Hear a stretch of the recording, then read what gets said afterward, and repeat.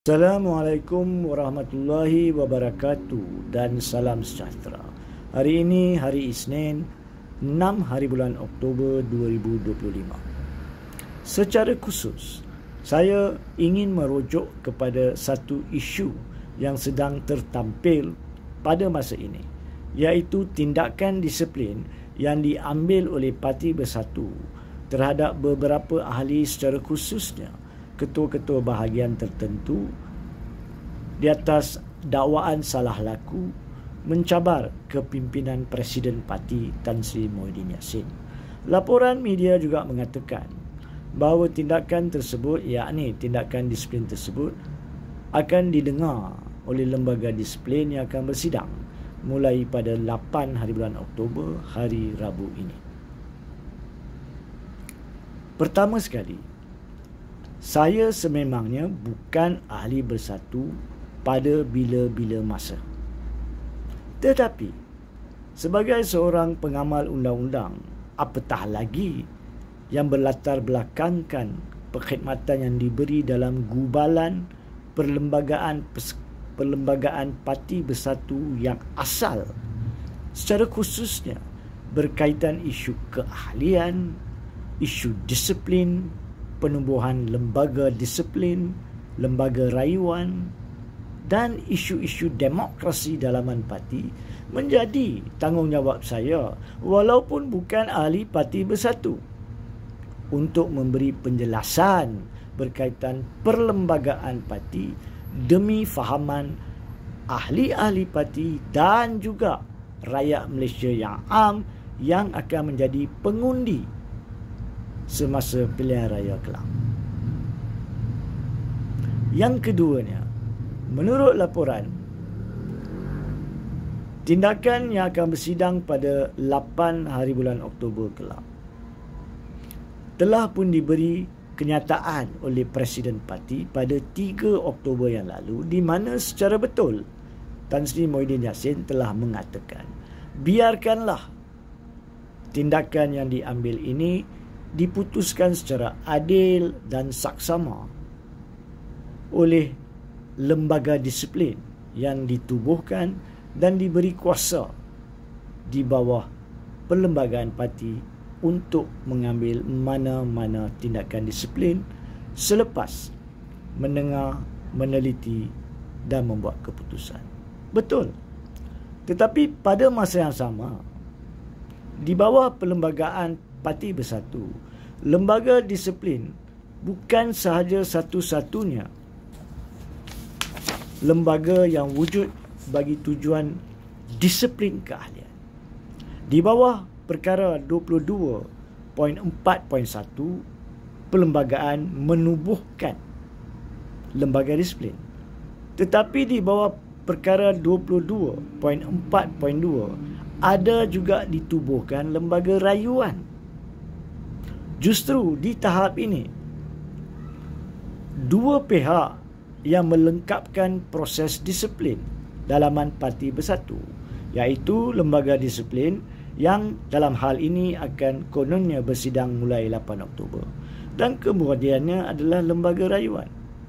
Dan secara khusus di bawah perkara 22.6 pula, apa sekalipun keputusan lembaga disiplin, jika didapati bersalah dan dikenakan hukuman, maka orang atau ahli berkenaan di bawah perkara 22.6 atau fasal 22.6 berhak secara automatik membuat rayuan kepada lembaga rayuan dalam tempoh 14 hari dari tarikh penerimaan keputusan bertulis tersebut. Bukan dari tarikh keputusan, tapi dari tarikh penerimaan keputusan tersebut. Justru apabila hak merayu itu adalah hak automatik yang dinyatakan dalam perlembagaan, maka kewujudan keanggotaan lembaga rayuan seperti yang dinyatakan di bawah perkara 22.4.2 adalah menjadi tanggungjawab Parti Bersatu melalui Majlis Pimpinan Tertinggi MPT untuk melantik anggota-anggota yang dikatakan seramai maksimum 5 orang di dalam lembaga rayuan yang akan mempunyai seorang daripada mereka dinamakan pengerusi, dan mereka akan bersidang mendengar mana-mana rayuan dalam keanggotaan 3 orang sekurang-kurang. Justru selanjutnya, saya difahamkan di tahap ini bahawa Lembaga Rayuan Parti Bersatu pada masa ini tidak mempunyai keanggotaan yang telah dilantik. Hatta menganggap bahawa ada keputusan yang dibuat oleh lembaga disiplin kelab. Kedua, menganggap ada keputusan kebersalahan mana-mana ahli yang diambil tindakan tersebut. Maka keputusan lembaga disiplin bukan muktamad. Kerana di bawah perlembagaan parti, keputusan muktamad adalah selepas rayuan automatik dibuat kepada lembaga rayuan. Ketiganya, sekiranya yang didapati bersalah dan diambil atau diberikan hukuman, sama ada apa-apa hukuman lain maupun hukuman pemecatan, memfailkan rayuan ke lembaga rayuan dalam tempoh 14 hari, maka seautomatiknya keputusan lembaga disiplin sudah menjadi tidak muktamad. Yang akan menjadi muktamad adalah lembaga rayuan. Hatta menjadi kewajipan di tahap ini pucuk pimpinan Parti Bersatu dan ahli-ahli Parti Bersatu bukan saja yang diambil tindakan yang perlu bertanya, di manakah dia keanggotaan lembaga rayuan yang akan bersidang seandainya pihak yang didapati bersalah atau pihak yang mengadu yang tidak puas hati dengan keputusan ketidakbersalahan jika tidak bersalah nak merayu, kerana rayuan adalah hak automatik dalam tempoh 14 hari. Saya percaya secara rumusan, saya percaya bahawa rakyat di luar perlu lihat dan tahu adakah parti-parti politik yang akan, jika berjaya dalam pilihan raya, mentadbir negara mengikut peruntukan Perlembagaan Persekutuan, boleh mematuhi Perlembagaan Persekutuan seandainya Perlembagaan Parti sendiri mempunyai was-was patuhannya. Sebab itulah saya sarankan kepada Parti Bersatu, patuhilah Perlembagaan Parti.